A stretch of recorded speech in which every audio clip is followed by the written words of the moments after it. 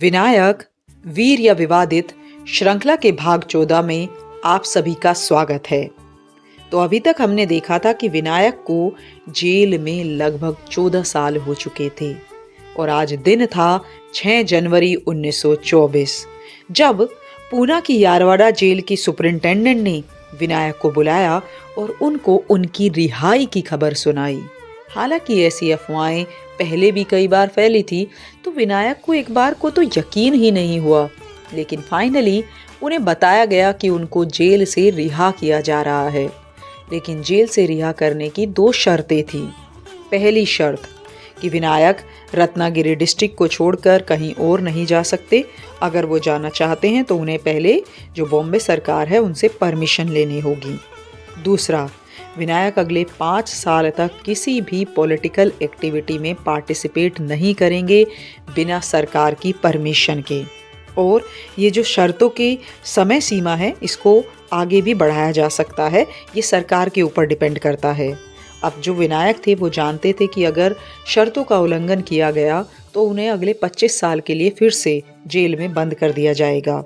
तो उन्होंने शर्तें मान ली क्योंकि उनका मानना था कि वो जेल के बाहर जाकर देश के लिए कुछ कर सकते हैं बजाय जेल में रहने के। लेकिन जेल से निकलने से पहले अंग्रेजी सरकार ने विनायक से एक डिक्लेरेशन साइन कराया जिसमें लिखा था कि मैं मानता हूं कि मुझे जो सज़ा मिली थी वो सही थी और जेल से निकलने के बाद मैं हिंसा से दूर रहूंगा और अंग्रेजों के द्वारा स्थापित किए गए संविधान और कानून का पूर्ण रूप से पालन करूंगा।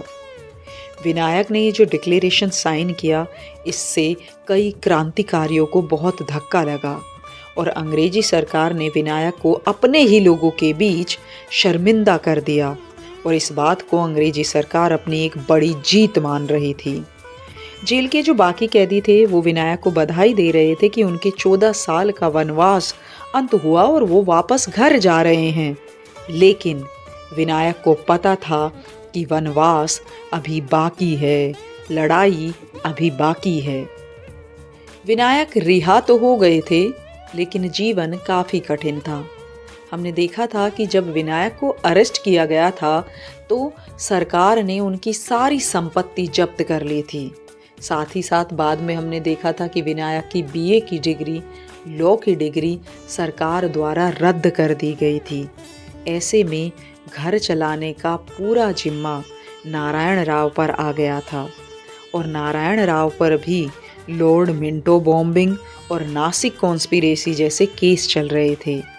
ऐसे में पूरा परिवार लगभग भुखमरी से गुजर रहा था।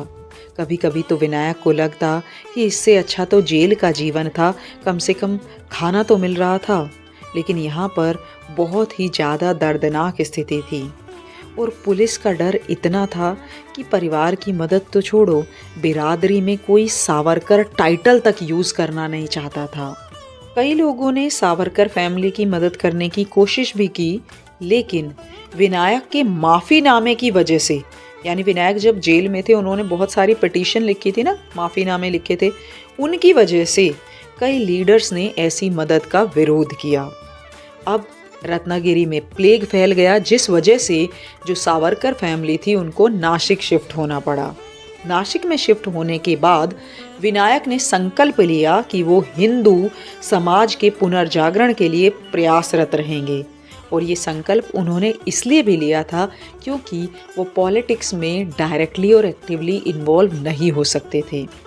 विनायक ने यहाँ पर एक मराठी अखबार को अपना इंटरव्यू दिया था और उसमें उन्होंने बताया कि अब वो अपने आगे का जीवन जातिवाद को खत्म करने के लिए समर्पित करेंगे। उन्होंने यहाँ पर आर्य समाज की भी काफ़ी तारीफ की और आर्य समाज का जो शुद्धि मूवमेंट था उसकी भी काफ़ी सराहना की।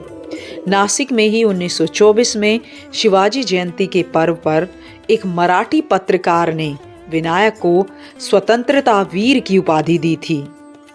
एक और विनायक प्रयास कर रहे थे कि कैसे वो समाज को जोड़ सकें, यूनाइट कर सकें, पुनर्जागरण कर सकें और वो जगह जगह जाकर यूथ को आगे बढ़कर देश के लिए कुछ करने के लिए प्रेरित कर रहे थे।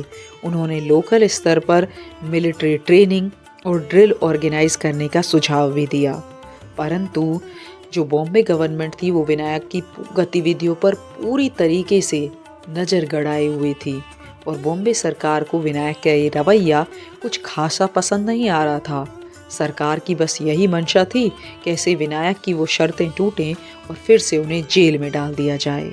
तो आगे हम देखेंगे कि विनायक के हिंदू मुस्लिम यूनिटी पर आखिर क्या विचार थे। इसके लिए हम मिलेंगे अगले एपिसोड में।